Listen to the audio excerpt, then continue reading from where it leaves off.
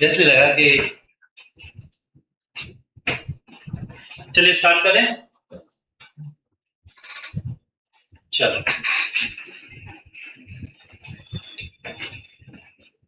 X हमें बोला गया है, मान लो हमने एक्स इक्वल टू के चेक कर रहे हैं और के को हम बोल रहे हैं कि रैशनल नंबर है, k is element of rational number. Limit x tends to k minus हम लेंगे, एलएचएल निकालने जा रहे हैं, तो कौन सा फंक्शन ऑपरेटिव हो जाएगा? के रैशनल नंबर है, limit x tends to k minus, कोई भी के से इनफाइनेटेसिमली स्मॉल पहले कैसा नंबर आएगा? रैशनल के जस्ट पहले या जस्ट बाद इरैशनल होगा। क्या होगा? किसी भी रैशनल नंबर के जस्ट पहले और जस्ट इनफाइनेटेसिमल स्मॉल आगे क्या होगा? इरैशनल नंबर होगा। ये आप ध्यान रखिए। तो के माइनस के लिए कौन सा फंक्शन ऑपरेटिव हो जाएगा? 1 माइनस एक्स। और आरएचएल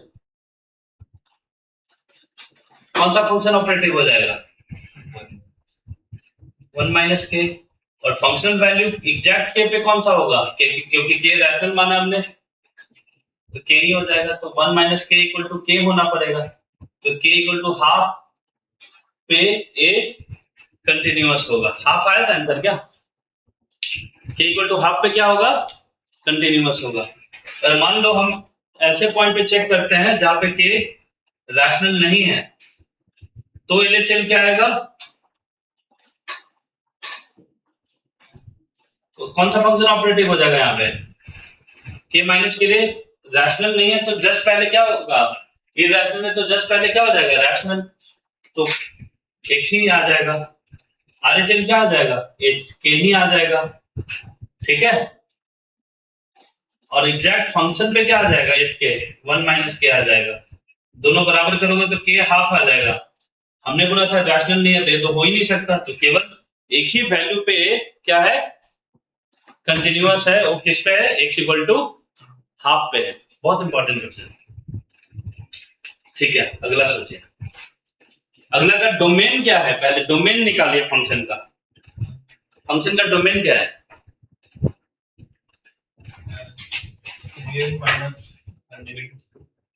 रियल नेगेटिव टू। दोस्त क्या हो गया है?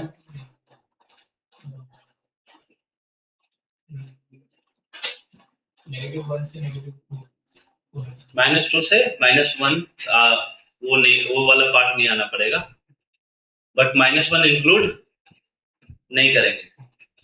-1 पे डिफाइन हो पाएगा। यहाँ पे डोमेन क्या हो जाएगा? डोमेन देखिए, डोमेन की बात करें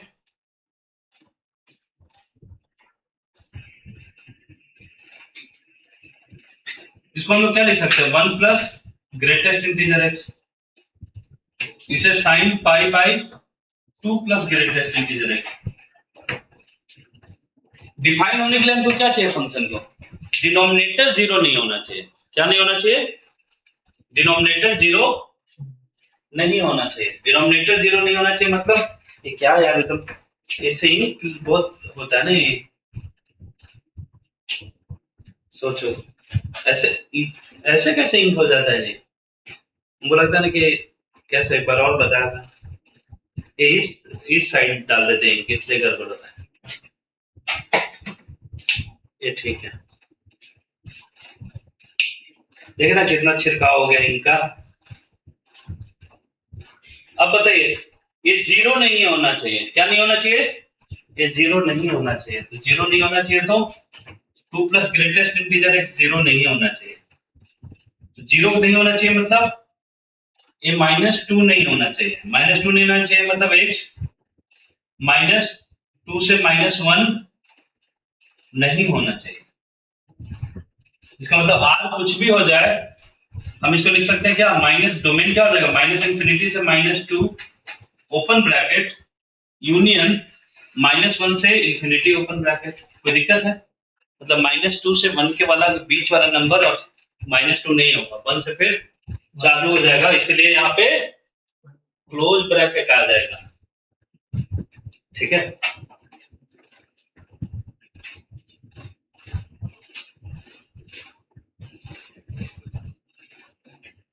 डोमेन क्या हो गया, माइनस इन्फिनिटी से -2 यूनियन -1 से इन्फिनिटी। अब इसको ढूंढना है कि कहां पे डिसकंटिन्यूअस है।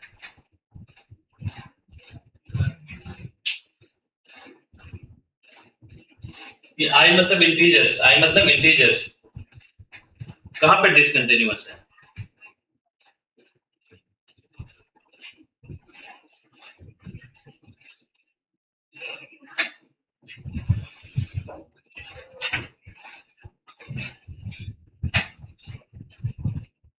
मान लीजिए ये -1 से 0 के बीच में है, मान लो -1 से 0 के बीच में है, तो ये वाला पार्ट क्या हो जाएगा, इसको आप क्या लिख पाओगे, एफ हम क्या लिख सकते हैं, देखिए ध्यान से, 1 plus greatest integer x sine π/2 plus greatest integer x। Clear है। और -1 से 0 के बीच में x होगा, तो हम चाह रहे हैं आइडिया लेने जा रहे हैं फंक्शन का, क्या हो जाएगा फंक्शन, क्या हो जाएगा दोस्त, इधर ध्यान दो और बताओ थोड़ा, तुम उधर बात कर रहे हो, इधर बताओ। हाँ, -1 से 0 के बीच में जब x रहेगा,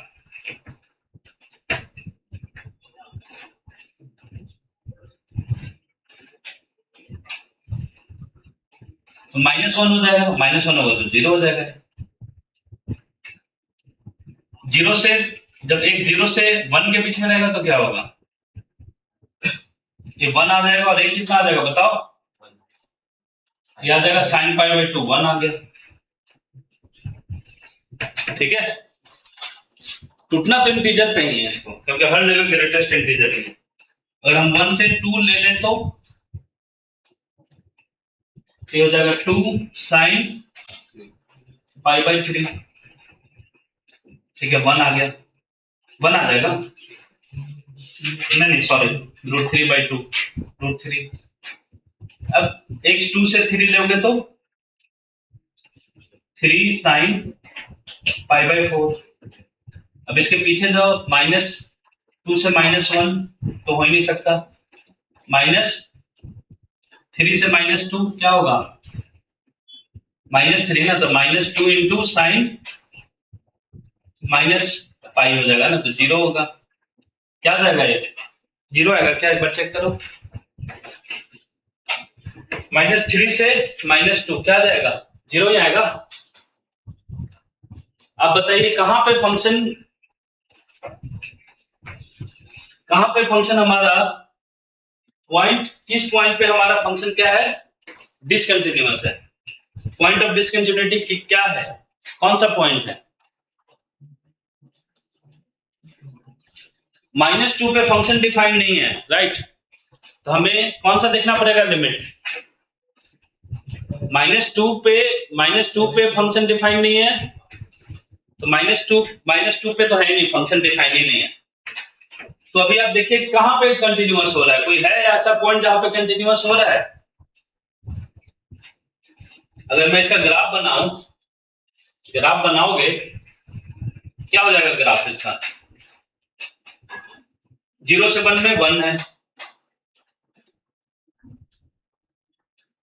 1 से में √3 है, ठीक है। फिर अगर हम लोग -1 -2 -3 इसकी बात करें तो क्या है, 0 है। फिर इसके बीच में फंक्शन है ही नहीं, फिर इसके बीच में क्या आ जा रहा है, 0 आ जा रहा है। तो क्या आपको लग रहा है कहीं पे फंक्शन डोमेन में कहीं कहां पे फंक्शन पॉइंट ऑफ डिसकंटिन्यूटी कहां पे है बताइए। तो हर एक इंटीजर पे क्या हो रहा है, ग्राफ टूट ही जा रहा है, हर एक इंटीजर पे क्या हो रहा है, टूट ही जा रहा है। अब ग्राफ क्या होगा, हर एक इंटीजर पे टूट ही जाएगा, क्योंकि चेंज हो जा रहा है, फंक्शन ही चेंज हो जा रहा है। तो यहाँ पे ऑप्शंस क्या होगा, जो डोमेन में -2 है, तो -2 तो डोमेन में है ही नहीं, बाई -2 ही हो जाएगा, सी ऑप्शन। 0 पे क्या है, 0 पे डिसकंटिन्यूअस है, ये तो गलत ऑप्शन है। -1 पे, तो -1 पे फंक्शन, -1 पे हम क्या देखेंगे, इधर और इधर, तो यहाँ पे क्या है, -1 से 0 के बीच में फंक्शन की वैल्यू क्या आ गई है, -1 से 0, तो -1 तो -1 से 0 में क्या है फंक्शन की वैल्यू, 0 ही है, तो यहाँ पे फंक्शन क्या हो जा रहा है, कंटिन्यूअस हो जा रहा है एट x इक्वल टू -1, क्योंकि फंक्शन इसके बीच में डिफाइन नहीं है। जब डिफाइन है तो, अगर डिफाइन है तो हम एंड पॉइंट पे कैसे चेक करते हैं, RHL लिमिट और फंक्शनल वैल्यू जो कि बराबर है, ठीक है। तो कौन सा ऑप्शन हो जाना चाहिए, -1 पे, पॉइंट ऑफ -1 पे क्या है, कंटिन्यूअस है, तो i माइनस आर क्या हो जाएगा, r-1 हो जाएगा, ठीक है। डोमेन में बोल रहा है ना, तो डोमेन में i-1 डोमेन में है, बट वहां पे गड़बड़ है, गलत चीजें, किसे किसे समझ में आया, नहीं आया तो पूछे। -1 से 0 किसको किसको समझ में आया, -1 से 0 के बीच में ग्रेटेस्ट इंटीजर क्या होगा, -1, तो 0 into sine pi by sine pi, और साइन पाई क्या हो जाएगा, 0, पूरा 0 है उस इंटरवल में, इसका मतलब -1 पे फंक्शन डिफाइन भी है और कंटिन्यूअस भी है, बट हमको बोला कि डिसकंटिन्यूअस वाला बताओ, तो क्या हो जाएगा, i-1, बट ये i-1 बोलना सही रहेगा, डोमेन में बोला है ना, अब उसके डोमेन में, तो डोमेन में जितना है उसका इंटीजर -1 ये हो, ठीक है। देखिए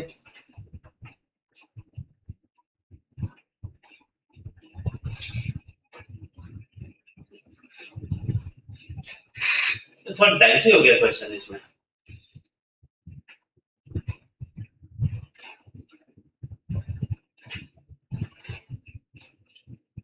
डोमेन में कहां पे डिसकंटिन्यूअस है, तो -1 पे डिसकंटिन्यूअस है डोमेन में से, मैं सॉरी -1 पे कंटिन्यूअस है,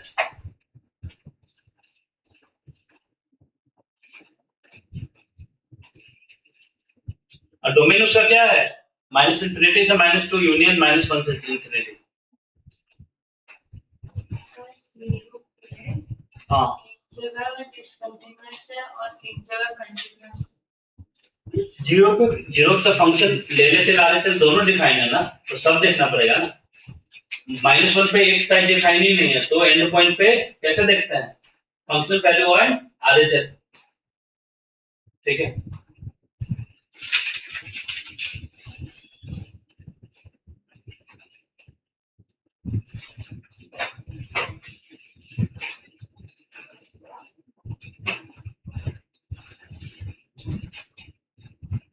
आंसर क्या दिया है, देखो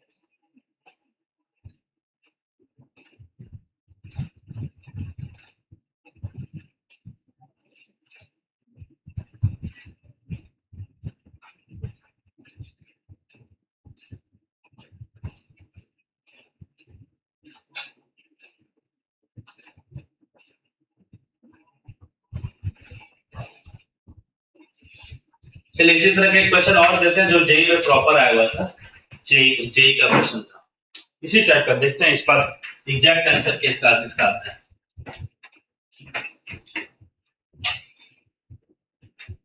यहाँ पे डोमेन माइनस माइनस वन लिखना चाहिए था, नहीं आई लिखना थोड़ा सा डाइसी हो गया है, क्योंकि तो डोमेन समझ रहा हूँ।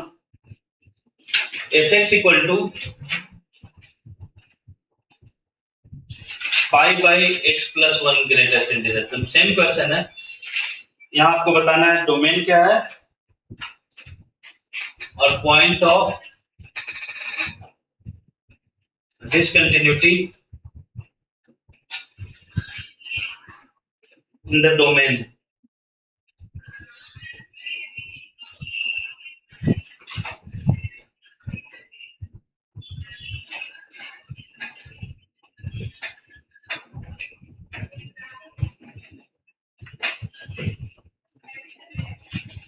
चलिए इस क्वेश्चन को कीजिए।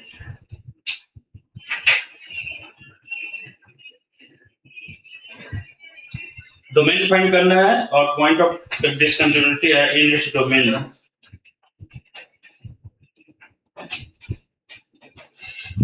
अगर आप देख भी लेना कुछ मिस्टेक हो, कैलकुलेशन मिस्टेक, तो बताना है ना।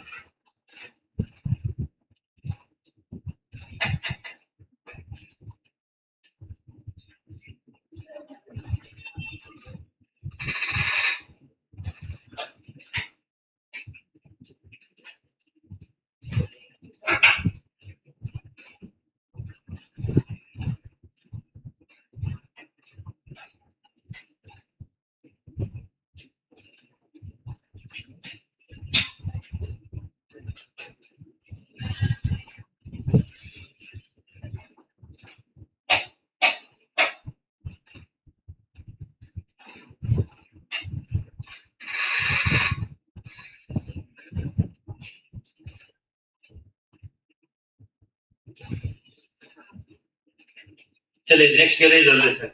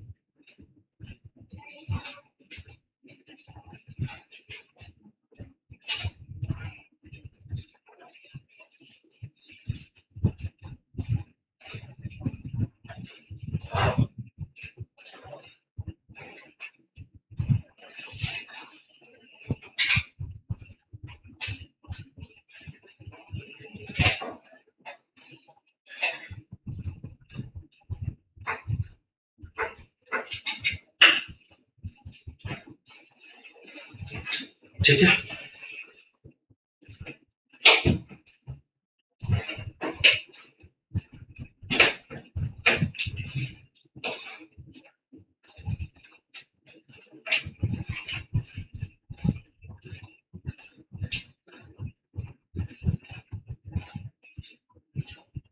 F x equal to fractional part of x sin five greatest integer x. ए है जीआईएफ, ए है fractional part of x.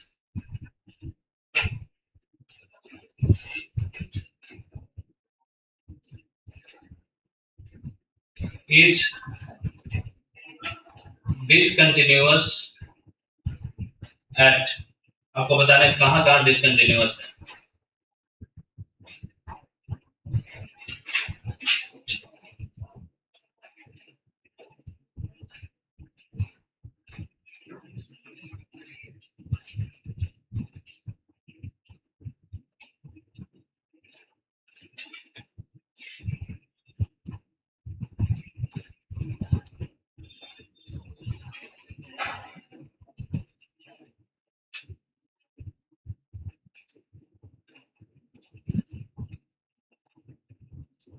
gx equal to limit m tends to infinity x पे power m f1 plus hx plus 1 upon 2x power m 3x plus 3 is continuous at x equal to 1 और g1 है limit x tends to 1 1 प्लस ln x power 2 by ln x find 2g1 2f1 minus h1 assume that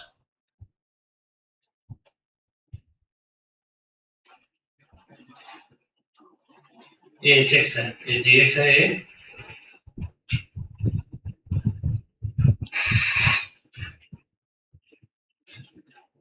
नहीं ये भी g1 है assume that fx and gx are continuous at x equal to 1 ठीक है अगला क्वेश्चन अभी थोड़ा सा ट्रेंड कर रहा है क्वेश्चन